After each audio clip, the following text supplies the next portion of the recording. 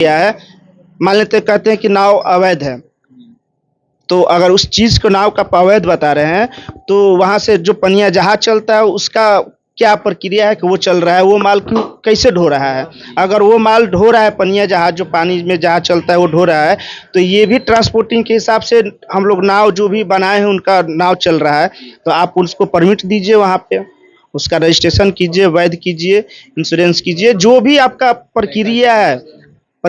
आप प्रक्रिया करके उसको वैध कीजिए। तो चलिए, यहाँ के स्थानीय युवा गुड्डू यादव हैं, इनका जो है सामाजिक कार्य में भूमिका जो है अहम रहता है और ये युवा समाज सेवी के रूप में जो है अपना छवि बनाए हुए हैं। इनका जो है कुछ सवाल होगा जो यहाँ के स्थानीय मुद्दे को लेकर के ये बात रखना चाहेंगे। बहुत बहुत धन्यवाद सत्यप्रकाश जी, और अब नमस्ते बिहार को भी। और हमारे विधायक जी आए हुए हैं इस मीटिंग में, मैं उनके तहे दिल से धन्यवाद करता हूं। हमारे बिहार के जिला के अध्यक्ष, ट्रक यूनियन के अध्यक्ष हैं, इनको मैं तहे दिल से धन्यवाद करता हूं। कार्यकारिणी अध्यक्ष अमीर जी को,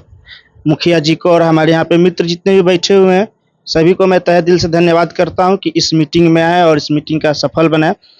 हम लोग का मुद्दा ये है कि यहाँ पे लाखों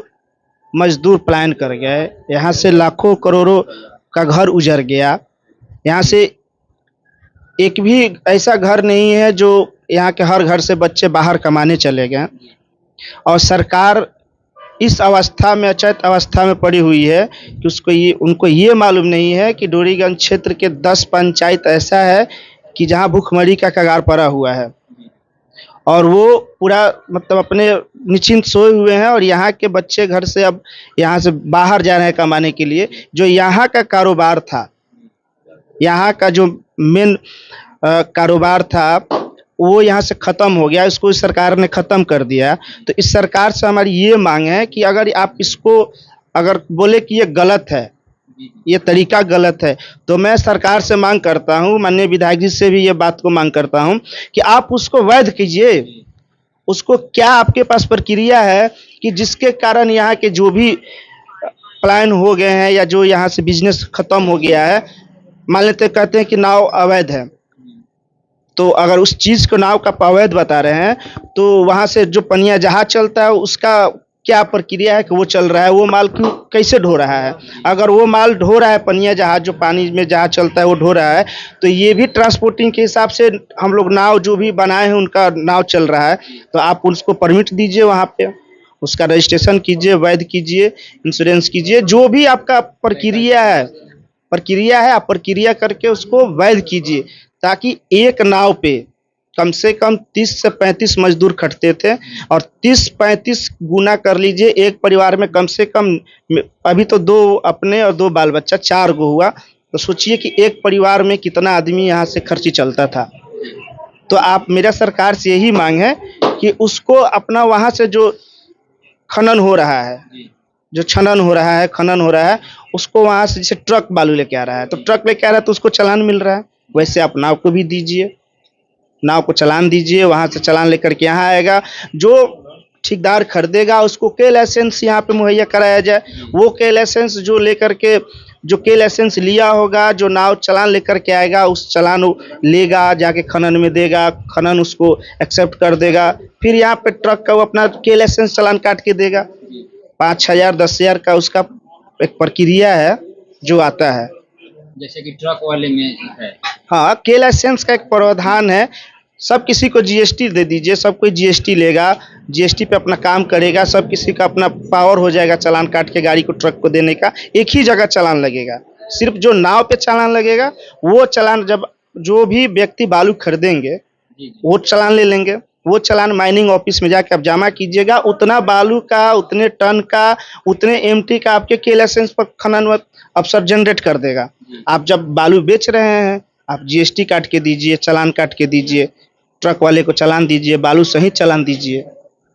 ये सब प्रक्रिया है। लेकिन सरकार को इससे कोई मतलब नहीं है, वो सिर्फ टारगेट कर लिए हैं कि छपरा जिला को बर्बाद कर देना है। सबसे ज़्यादा छपरा जिला में ट्रक है, उसके कारण उनको ये मानसिकता है कि भाई 10 लाख फाइन कर दीजिए ट्रक पे। जाके देखिए सारे ट्रक खड़े हैं, किसी का किस्त नहीं जा रहा है, सब किसी का ईएमआई टूट गया है। और यहाँ डोरीगंज चलता तो ऐसा स्थिति नहीं होता। जो यहाँ से लोग बाहर जा रहे हैं कमाने, यहाँ से बाहर के लोग यहाँ आते थे कमाने के लिए, और यहाँ से वहाँ लोग चला जा रहा है। तो मैं सरकार से यही मांग करूँगा कि जो नाव चलने का प्रक्रिया है उसको वैध कीजिए, वैध करके चालान दीजिए और यहाँ का कारोबार चालू कराइए और करिए, ताकि यहाँ के लोगों को, बहुत से लोग ऐसे हैं कि मतलब आपका वो बाहर जाके जो कमा रहे हैं यहाँ आके कमाए, और जो कमाते थे आज आप जान लीजिए कि आपको बता दे रहे हैं माझी से लेकर के, और इस किराने की रोड धके आप चले जाइएगा बेगूसराय तक, बेगूसराय तक के आदमी जो है, बेगूसराय तक के आदमी यहाँ पे आके खटते थे। आप बगल में हमारा वैशाली है, वहाँ के जितने भी मजदूर थे सब प्लान कर गए, और वो भी मजदूर किस विभाग के थे? चिराग पासवान जी का, मुकेश सहनी जी का, वो लोग प्लान किए हुए हैं। उन लोगों का मुंह क्या रोजी रोटी खाना अन्न पानी दानी छीना गया है। तो यही बात कहूँगा कि सरकार से यही मांग है, और मैं विधायक जी से भी यही कहूँगा कि विधायक जी आप अब सदन में हैं, आप जा कर के वहाँ मुद्दा उठाइए और बताइए, सरकार को समझाया जाए कि आप